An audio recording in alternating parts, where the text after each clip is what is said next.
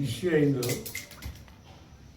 చించర్పేట గ్రామంలో నాది నేను చెప్పుకునే కర్మకు వచ్చింది. అయితే మొన్న ఏదైతే ఇష్యూ అయిందో మొన్న జరిగిన సర్పంచ్ ఎలక్షన్లో మా ఊరు జనరల్కి వచ్చింది.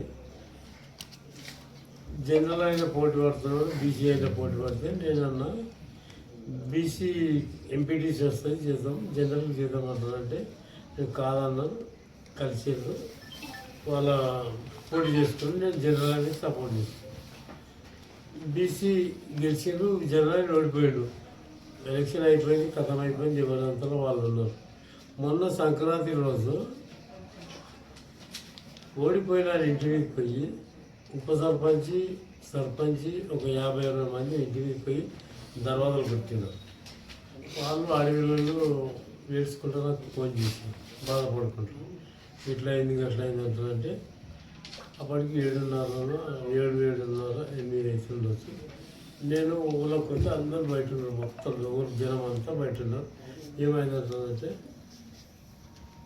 ఇట్లా అయింది, ఇట్లా దర్వాజలు చేస్తున్నారు, ఊళ్ళో రక్షణ లేదా మాకు, అది ఇది అంటుందంటే ఆ సర్పంచ్ ఉప సర్పంచి బేగర్ రాజు అని రాజును నేను నా తమ్ముడు వస్తాను.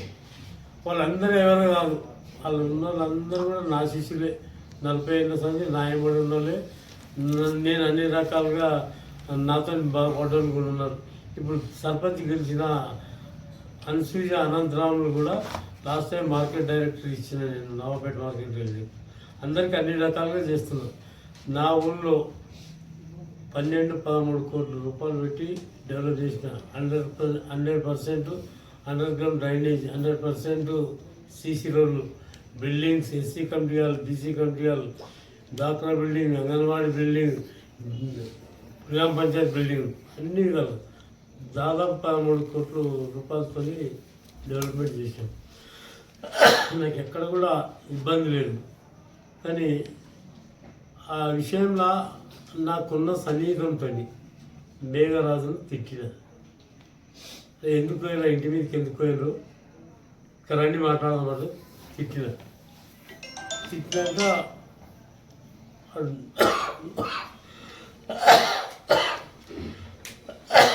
అని వాడు ఇప్పుడు మార్కెట్ డైరెక్టర్ వాడిని కొట్టాడు. కొట్టినాకనే వాడు కింద పడ్డాడు, వాడు చెప్తున్నాను. నేను పోవద్దని అనుకున్నాను. అందరు నన్ను ఆర్పీ చేయమని అంటారు అనుకున్నాను. వాడు అవి చింపుకొని వచ్చి నన్ను తెచ్చిండు. నేను తిట్టిన మాట వాస్తవం. మరి రాజు నాకున్న సన్నిహితంతో నేను తిట్టిన తర్వాత వాళ్ళు లేని బాణం వేసుకొని వాయిస్ రికార్డ్ చేసేసి మొత్తం ఇట్లా చేసిన అట్లా చేసినని, నా ఊరిలో మొత్తం ఇట్లా చేస్తున్నాయని అప్పుడు వార్త చేస్తాను. నేనేమంటున్నా, ప్రసార మాధ్యమాల్లో వార్తా పేపర్ కానీ యూట్యూబ్ ఛానల్ కానీ వాళ్ళు వాస్తవాలు తెలుసుకొని మాట్లాడాలి. జరిగిన విషయం ఏంది కావాలంటే ఊళ్ళో పోయి ఎంక్వైరీ చేయండి, నిజమా అబద్ధమా తెలుసుకోవాలి. కానీ తెలుసుకోకుండానే నేను ఎన్ని రోజులు చేసిన సాక్రిఫైస్లు, దాదాపు 40 సంవత్సరాల నుంచి రాజకీయాలు ఉన్నా. మరి నేను ఎంపీకి వెళ్ళి, జెడ్పీటీసీకి వెళ్ళి, సింగల్గూడ చైర్మన్కి వెళ్ళి, 3 సార్లు ఎమ్మెల్యే, ఒకసారి ఎమ్మెల్యే ఓడిపోయి ఎట్లా ఓడిపోయినా అవన్నీ కూడా ఎన్ని బాధలు భరించి, ఎన్ని అవమానాలు భరించి ఈ స్థాయికి వచ్చినాము. ఎన్ని డక్కీలు ముక్కీలు తిని ఈ స్థాయికి వచ్చినాము. ఒక్కటేసారి నా పరపతిని దెబ్బతీసే విధంగా ఈ విధంగా చేసినందుకు మీ ద్వారా సమాజానికి తెలవాలన్న ఉద్దేశంతో ప్రెస్ మీట్ పెట్టడం జరిగింది. అవసరం లేని విషయం. ఇంకొకటి, మామూలు గ్రామస్తులు మా ఊరళ్ళు హైదరాబాద్కు పోయినా ఎక్కడ పోయినా స్పీకర్ దగ్గర విచిత్రం ఉంది. ఇలా మీద స్పీకర్కి కాంప్లైంట్ ఇచ్చారు.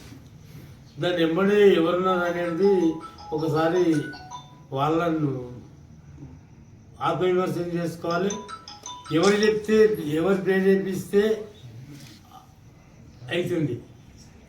నాకు ఎవరెవరి దగ్గర పోయిందో మీరు పేపర్లు చూసిండ్రు, నాకంటే ఎక్కువ ఫోటోలు చూసి అన్నీ చూసారు. నేను కూడా కాము కూకున్నా, ఎందుకంటారంటే ఏమనొద్దులే అని. వాళ్ళు కలిసారు. ఎవరిని కలిసారు? భీమ్ భరత్ కలిసారు. భీమ్ భరత్కి ఏం సంబంధం? నా మీద ఓడిపోయాడు. నేను ఆయనకు 10 ఏళ్ళ సంది మామూలు ఇస్తున్నా. 10 ఏళ్ళ సంది, ఇప్పుడు కాదు. నేను ఎమ్మెల్యే గెలిచినప్పటి సంది సంవత్సరానికి వచ్చి వసూలు తీసుకుపోతుంది. అసలు నేను ఎక్కడ కూడా చెప్పాను. ఆయన ఏం చేసింది, ఇది ఆసరాగా తీసుకొని ఆయన సొంత ఊళ్ళనే వాళ్ళతోనే డ్యామేజ్ చేయించాలని, నా పరపతిని దెబ్బతీయాలని ప్రయత్నం చేస్తున్నాడు. అది భగవంతుడు తీయాలి, వీళ్ళు తీస్తే కాదు, చేయాలి. నేను మీ ద్వారా ఒకటే కోరుకునే ఏంటంటే, మా ఊళ్ళో పోయి ఎంక్వైరీ చేయండి, అక్కడ ఏం జరిగింది, ఎవరే సొంటోళ్ళు. ఇప్పుడు సర్పంచ్ ఉన్న క్యాండిడేట్ సొంటోడు, ఉప సర్పంచ్ ఉన్న క్యాండిడేట్ సొంటోడు, మొన్నదాకా ఇక్కడ ఉన్నాడు, ఏం సంగతి. ఒక్కొక్క 10 ఏళ్ళ సంగతి రికార్డు తీయండి, ఒక్కొక్కరి చరిత్ర తీసుకొని, నాది కూడా తీసుకోండి. నేను నా గ్రామంలో ఇప్పటి వరకు నేను ఎమ్మెల్యే అయిన నుంచి మా గ్రామంలో ప్రతి మనిషి ఎవరు చనిపోతే నేను 5,000 రూపాయలు ఇస్తాను. నేను తప్పిదారి ఎవరికైనా ఇయ్యలేదనుకో, తెల్లారి పొద్దుగా నా ఇంటికి వచ్చి వస్తాం, మేమేం చేసినా మాకేం తెలియదు. అట్లా నాకు ఊరందరూ బాగానే కావాలని మొన్న సర్పంచి నువ్వు ఎలక్షన్లో ఓటమి గెలుపు సహజం. ఎవరైనా గెలుస్తారు, ఇద్దరు గెలవలేరు కాబట్టి ఎవరైనా గెలుస్తారు. గెలిచిందని ఒప్పుకున్నాం. ఆడెవడో కాడు, మావాడే 30 ఏళ్ళ సంది మా శిష్యులు మా అంతా కలిసిమెలిసి, నాకు వాళ్ళు చేసిరు, వాళ్ళకి నేను చేసిన, అన్ని రకాలుగా లాభపడ్డారు, చేసినాం, అన్ని విధాలుగా చేసినాం. వాళ్ళు మాకు చేసి ఉండొచ్చు, మేము వాళ్ళకి చేసి ఉండొచ్చు, అది విషయం కాదు కదా. కానీ ఈ తప్పుడు వార్తలతోని, తప్పుడు ఏదైతే పేపర్లు కానీ మీడియా కానీ ఏదైనా ఉంటే వాస్తవం తెలుసుకొని, క్లియర్గా తెలుసుకొని, వివరణ తీసుకొని రాస్తే బాగుంటుంది. కాబట్టి నేను ఇంకొకటి చెప్తున్నా, యూట్యూబ్ ఛానళ్ళకు దండం పెట్టి చెప్తున్నా, వాస్తవం అంటే చెప్పండి. ఇంకొకటి వార్త, ఈ కొన్ని సంకల పేపర్లు మీరేమనుకోవద్దు, ఆ పేపర్ ఎవరు చూడరు, సంకలం పెట్టుకొని పోయి చూపెట్టి చదివి పెట్టాలి 10 మందికి. నేను వాళ్ళకి అవమానిస్తలే. నేను మనం ఏదైతే జర్నలిజం చేసినప్పుడు మీ ద్వారా సమాజానికి ఉపయోగపడే వాస్తవాలు తెలియాలి. సమాజంలో అట్టడుగున్నటువంటి వార్తలు సమాజము ప్రజలకు తెలిసే విధంగా రాస్తే హర్షిస్తారు. కానీ బట్టగాల్సి మీరు వేసినట్టు ఏం తెలియకుండా పొట్టిగా రాసేసి దొంగ దొంగ అంటే దొంగ అట్లా తెలియకుండా వాస్తవాలు తెలుసుకొని రాస్తే బాగుంటుంది.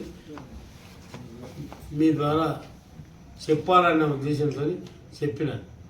సరే, భగవంతుడు నిర్ణయం చేస్తాడు, ఎవరిని ఏం తప్పున్నది అది వేరు విషయం. కానీ దీని వెంబడి ఎవరైతే ప్రేరేపిస్తారో ఇప్పటికైనా ఆత్మవిమర్శన చేసుకోవాలి. ఇట్లా చేస్తే మనం వచ్చేది లేదు. మనం చేసే కార్యక్రమాల మీదకి ప్రజలు హర్షిస్తారు, ప్రజలు చూస్తారు. ఇది ఒక్క రోజుతో పేపర్లు వచ్చినంత మాత్రాన, టీవీలు వచ్చినంత మాత్రాన కాదు కదా. ప్రజలు వాస్తవాలు కూడా చూస్తారు.